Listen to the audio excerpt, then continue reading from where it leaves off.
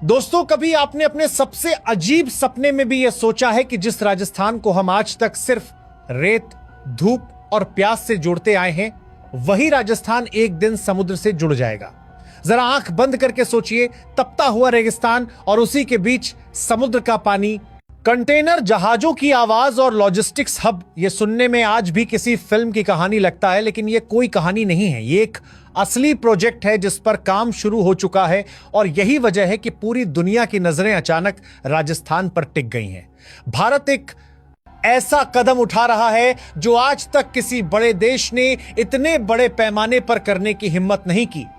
समुद्र को रेगिस्तान तक लाना, और सिर्फ पानी के लिए नहीं बल्कि पूरे ट्रेड सिस्टम को बदल देने के लिए। यह कहानी सिर्फ पाइपलाइन की नहीं है, यह कहानी सोच बदलने की है, रणनीति बदलने की है और भारत की नई पहचान बनाने की है। अब सवाल उठता है कि आखिर भारत को ऐसा करने की जरूरत क्यों पड़ी? क्या सच में भारत के पास पानी की इतनी कमी है या फिर इसके पीछे कोई बड़ा खेल है? जवाब है, बहुत बड़ा खेल। दरअसल आज की दुनिया में ताकत उसी के पास है जिसके हाथ में सप्लाई चेन है, जिसके पास ट्रेड रूट्स का कंट्रोल है और जो माल को सबसे सस्ते और सबसे तेज तरीके से एक जगह से दूसरी जगह पहुंचा सके। आज भारत दुनिया की बड़ी इकॉनमी बनता जा रहा है, फैक्ट्रियां लग रही हैं, मैन्युफैक्चरिंग बढ़ रही हैं, एक्सपोर्ट लगातार ऊपर जा रहा है। लेकिन एक बड़ी दिक्कत है, लॉजिस्टिक्स। उत्तर भारत और मध्य भारत से बंदरगाह बहुत दूर है, माल को समुद्र तक पहुंचाने में समय भी लगता है और पैसा भी, और यही कमजोरी भारत अब खत्म करना चाहता है।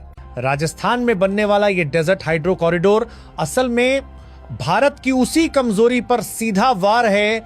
यह कोई साधारण नहर नहीं है, यह कोई आम पाइपलाइन नहीं है, यह एक 262 किलोमीटर लंबा स्मार्ट समुद्री कॉरिडोर है जो सीधे अरब सागर को राजस्थान से जोड़ देगा।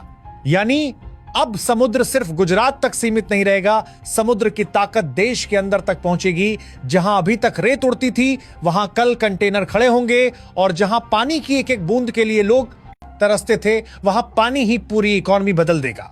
अब जरा समझते हैं कि यह पूरा सिस्टम काम कैसे करेगा, क्योंकि इतना लंबा समुद्री जलमार्ग बनाना कोई बच्चों का खेल नहीं है। सबसे पहले बात करते हैं समुद्र किनारे बने इनटेक सिस्टम की। अरब सागर से पानी ऐसे ही उठाकर पाइप में नहीं डाला जा सकता। समुद्री पानी में गाद होती है, शैवाल होते हैं, रेत होती है, और अगर यह सब सीधे पाइप में चला गया तो पूरी लाइन कुछ ही महीनों में जाम हो जाएगी। इसलिए समुद्र के किनारे ही बड़े बड़े फिल्ट्रेशन सिस्टम लगाए जा रहे हैं जो पानी को साफ करेंगे, भारी कणों को रोकेंगे और सिर्फ कंट्रोल्ड फ्लो में पानी आगे भेजेंगे। इसके बाद आता है प्रेशर कंट्रोल नेटवर्क, क्योंकि 262 किलोमीटर तक पानी को आगे बढ़ाने के लिए सिर्फ ढलान या गुरुत्वाकर्षण काफी नहीं है। रास्ते में कई जगह हाई पावर पंपिंग स्टेशन बनाए जा रहे हैं। ये पंप लगातार पानी को धक्का देते रहेंगे ताकि कहीं भी फ्लो धीमा ना पड़े, और अगर किसी सेक्शन में दबाव ज्यादा या कम होता है तो सिस्टम उसी वक्त खुद को एडजस्ट कर ले। लेकिन यहां सबसे बड़ी समस्या आती है गर्मी की। राजस्थान में तापमान कई बार 50 डिग्री तक चला जाता है और रात में काफी नीचे गिर जाता है। इतनी ज्यादा गर्मी और ठंड का फर्क आम पाइपलाइन झेल ही नहीं सकती। इसलिए यहां भारत ने मल्टी लेयर पाइपिंग सिस्टम अपनाया है। यह पाइप अंदर से हाई डेंसिटी मटेरियल का है, बीच में इंसुलेशन लेयर है और ऊपर से खास हीट रिफ्लेक्टिंग कोटिंग दी गई है ताकि धूप की गर्मी सीधे पानी तक न पहुंचे। इसके अलावा कई हिस्सों में पाइप को जमीन के अंदर दबाया जाएगा ताकि तापमान का असर और कम हो जाए। अब आते हैं इस पूरे प्रोजेक्ट के सबसे स्मार्ट हिस्से पर, सेंसर नेटवर्क। पूरे 262 किलोमीटर के कॉरिडोर में हजारों स्मार्ट सेंसर लगाए जा रहे हैं। ये सेंसर सिर्फ पानी के बहाव को नहीं देखते, बल्कि तापमान, दबाव और पाइप के अंदर होने वाली हल्की सी हलचल को भी पकड़ लेते हैं। अगर कहीं नमक जमना शुरू हुआ तो सिस्टम को उसी समय पता चल जाता है। आमतौर पर पाइपलाइन में नमक तब नजर आता है जब काफी नुकसान हो चुका होता है, लेकिन यहां माइक्रो लेवल पर नमक जमने की शुरुआत पकड़ ली जाती है, और जैसे ही अलर्ट जाता है ऑटोमेटिक क्लीनिंग सिस्टम चालू हो जाता है। अंदर से खास वाटर जेट्स पाइप को साफ कर देते हैं बिना किसी इंसान को भेजे। ये पूरा सिस्टम पूरी तरह डिजिटल होगा। एक कंट्रोल सेंटर से पूरे रेगिस्तान के बीच गुजर रहे इस जलमार्ग को लाइव मॉनिटर किया जा सकेगा। अगर कहीं दबाव कम हुआ, तापमान ज्यादा हुआ या फ्लो में गड़बड़ी आई तो उसी वक्त सुधार कर लिया जाएगा। यानी ये पाइपलाइन खुद सोचने, समझने और फैसला लेने वाली बनेगी। एक और बड़ी चुनौती थी पानी का उड़ जाना, यानी वाष्प बनना। रेगिस्तान में समुद्री पानी बहुत जल्दी गर्म हो सकता है, और अगर पानी ज्यादा गर्म हुआ तो वो वाष्प बनने लगेगा और पाइपलाइन के अंदर दबाव बढ़ जाएगा।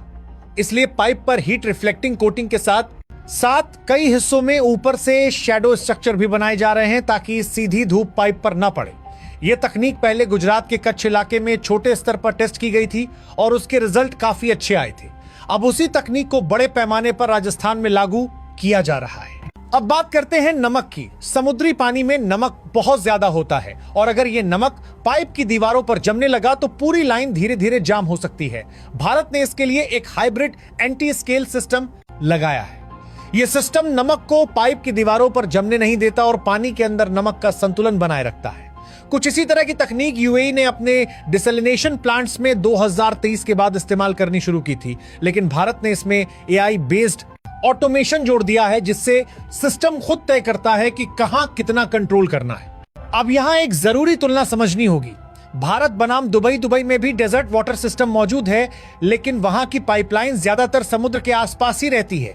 उनकी लंबाई आमतौर पर 40 से 50 किलोमीटर से ज्यादा नहीं होती और उनका फोकस सिर्फ शहरों तक पानी लाने का होता है। लेकिन भारत जो बना रहा है वो बिल्कुल अलग है। ये सिर्फ पानी लाने का सिस्टम नहीं है, ये एक लैंड टू सी कॉरिडोर है। भारत का ये मॉडल 3 लेयर में काम करेगा, कहीं भूमिगत, कहीं सतह पर और कहीं एलिवेटेड स्ट्रक्चर पर। यह कॉम्बिनेशन अभी तक दुनिया में बड़े पैमाने पर कहीं नहीं अपनाया गया। सबसे बड़ा फर्क यही है कि भारत का यह कॉरिडोर सिर्फ शहरों के लिए नहीं है, बल्कि industrial zone, inland port, logistics hub और डिफेंस सप्लाई को साथ जोड़ता है। यानी एक ही सिस्टम से कई काम होंगे और यही बात इसे दुनिया से अलग बनाती है। अब सवाल यह है कि इतना जटिल सिस्टम बनाकर भारत हासिल क्या करना चाहता है? जवाब सीधा है, लॉजिस्टिक्स रिवॉल्यूशन। आज उत्तर भारत की फैक्ट्रियों को एक्सपोर्ट के लिए गुजरात या महाराष्ट्र के पोर्ट्स पर निर्भर रहना पड़ता है। वहां तक माल पहुंचाने में समय भी लगता है और खर्च भी। लेकिन राजस्थान में लैंड पोर्ट खड़ा होते ही यह पूरा खेल बदल जाएगा। Container train, warehouse, shipment centre, सब कुछ एक ही जगह होगा और एक्सपोर्ट सीधे रेगिस्तान से शुरू हो सकेगा। इससे न सिर्फ समय बचेगा बल्कि लागत भी कम होगी। अनुमान है कि ट्रांसपोर्ट का खर्च 25 से 35% तक घट सकता है। और यही वजह है कि दुनिया की बड़ी ताकतें इस प्रोजेक्ट को बहुत ध्यान से देख रही हैं, क्योंकि यह सिर्फ इंजीनियरिंग का खेल नहीं है, यह ग्लोबल ट्रेड मैप बदलने वाली चाल है। अब यहां से कहानी और दिलचस्प हो जाती है, क्योंकि जैसे ही यह प्रोजेक्ट आगे बढ़ता है दुनिया की राजनीति इसमें एंट्री ले लेती है। सबसे पहले बात चीन की। चीन की पूरी इकोनॉमी समुद्री रास्तों के कंट्रोल पर टिकी है। बेल्ट एंड रोड इनिशिएटिव के जरिए उसने एशिया, अफ्रीका और यूरोप में जगह जगह पोर्ट्स बनाए ताकि सप्लाई चेन उसके हाथ में रहे। ग्वादर पोर्ट इसी रणनीति का हिस्सा है, जहां से भारत को दबाव में रखने की कोशिश की जाती रही है। लेकिन राजस्थान का यह इनलैंड पोर्ट चीन की पूरी रणनीति में बड़ा छेद कर देता है। अगर भारत अपने अंदरूनी राज्य को सीधे समुद्र से जोड़ लेता है तो उसे किसी तीसरे देश के रास्ते पर निर्भर रहने की जरूरत ही नहीं रहती, ना पाकिस्तान पर, ना चीन की। लॉजिस्टिक लाइन पर इसका सीधा मतलब है भारत की एक्सपोर्ट ताकत बढ़ेगी और चीन के दबदबे को चुनौती मिलेगी। और यही वजह है कि चीन इस प्रोजेक्ट को बहुत ध्यान से देख रहा है। अब बात करते हैं दुबई की, क्योंकि यह प्रोजेक्ट दुबई को भी अंदर से हिला देने वाला है। दुबई सालों से मिडिल ईस्ट और एशिया के बीच सबसे बड़ा ट्रेड हब बना हुआ है।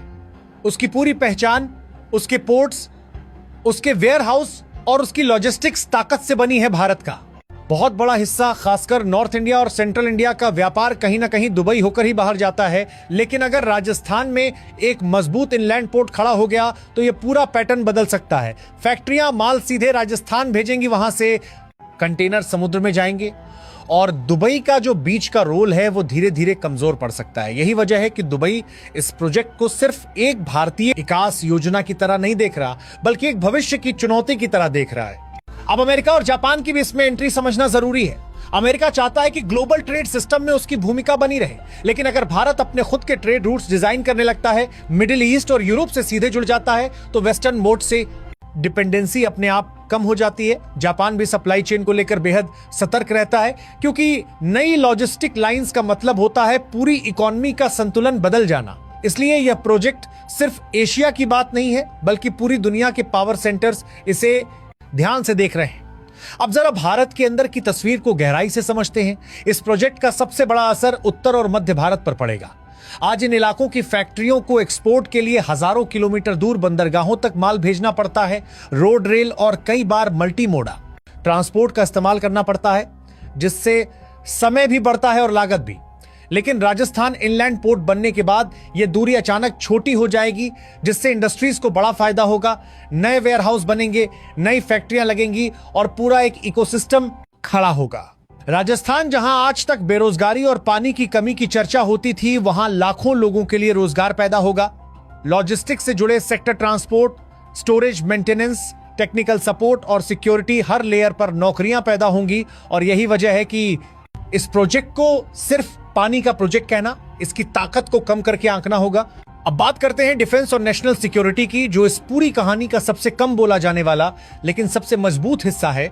अगर भारत के पास देश के अंदर एक ऐसा लॉजिस्टिक हब होता है जो सीधे समुद्र से जुड़ा हो, तो सेना को सप्लाई पहुंचाना कहीं ज्यादा तेज और सुरक्षित हो जाता है। किसी भी आपात स्थिति में पश्चिमी सीमा पर या उत्तर में सेना की जरूरतों को पूरा करना आसान हो जाता है। यही वजह है कि यह प्रोजेक्ट सिर्फ सिविलियन नहीं बल्कि स्ट्रेटेजिक लेवल पर भी बेहद अहम माना जा रहा है। अब वापस आते हैं उस सबसे बड़े सवाल पर, क्या वाकई राजस्थान नया दुबई बन सकता है? जवाब सीधा है, राजस्थान दुबई की नकल नहीं बनेगा। राजस्थान दुबई से अलग रास्ता बनाएगा। दुबई सिर्फ पोर्ट इकोनॉमी है, लेकिन राजस्थान मल्टी लेयर इकोनॉमी बन सकता है। यहां ट्रेड भी होगा, इंडस्ट्री भी होगी, डिफेंस भी होगा और टेक्नोलॉजी भी। सबसे बड़ी बात यह कि राजस्थान के पास अब वो चीज होने जा रही है जो कभी उसकी सबसे बड़ी कमजोरी मानी जाती थी, समुद्र और पानी तक पहुंच। जिस राज्य को कभी सूखा, प्यास और पलायन के लिए जाना जाता था, वही राज्य अब भारत की आर्थिक रीढ़ बनने की तरफ बढ़ रहा है। यह सिर्फ एक प्रोजेक्ट नहीं है, यह सोच का बदलाव है, यह मानसिकता का बदलाव है। भारत अब इंतजार नहीं कर रहा, भारत अब दूसरों के बनाए रास्तों पर चलने के बजाय अपने रास्ते खुद बना रहा है।